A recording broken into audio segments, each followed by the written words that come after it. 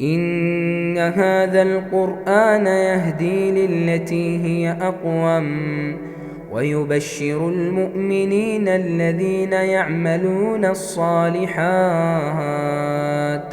أن لهم أجرا كبيرا وأن الذين لا يؤمنون بالآخرة أعتدنا لهم عذابا أليما ويدعو الإنسان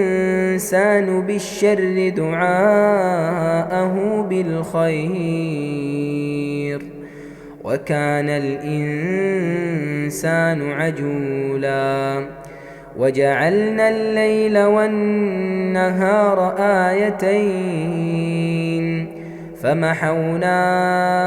آية الليل وجعلنا آية النهار مبصرة لتبتغوا فضلا من ربكم ولتعلموا عدد السنين والحساب وكل شيء فصلناه تفصيلا وكل إنسان ألزمناه طائره في عنقه ونخرج له يوم القيامة كتابا يلقاه منشورا اقرأ كتابك كفى بنفسك اليوم عليك حسيبا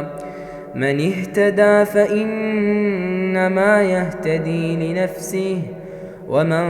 ضل فإنما يضل عليها ولا تزر وازرة وزر أخرى وما كنا معذبين حتى نبعث رسولا وإذا أردنا أن نهلك قرية أمرنا متر فيها ففسقوا فيها فحق عليها القول فدمرناها تدميرا وكم أهلكنا من القرون من بعد نوح وكفى بربك بذنوب عباده خبيرا بصيرا من كان يريد العاجلة عجلنا له فيها ما نشاء لمن نريد ثم جعلنا له جهنم يصلاها مذموما مدحورا ومن أراد الآخرة وسعى لها سعيها وهو مؤمن فأولئك كان سعيهم مشكورا كلا نمد هؤلاء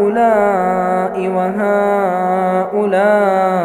من عطاء ربك وما كان عطاء ربك محظورا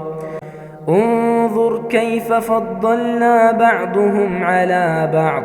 وللآخرة أكبر درجات وأكبر تفضيلا لا تجعل مع الله إلها آخر فتقعد مذموما مخذولا وقضى ربك ألا تعبدوا إلا إياه وبالوالدين إحسانا إما يبلغن عندك الكبر أحدهما أو كلاهما فلا تقل لهما أف ولا تنهرهما وقل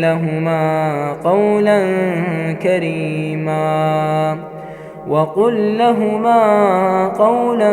كريما واخفض لهما جناح الذل من الرحمة وقل رب ارحمهما كما ربياني صغيرا ربكم أعلم بما في نفوسكم إن تكونوا صالحين فإنه كان للأوابين غفورا وآت ذا القربى حقه والمسكين وابن السبيل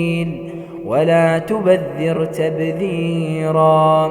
إن المبذرين كانوا إخوان الشياطين وكان الشيطان لربه كفورا.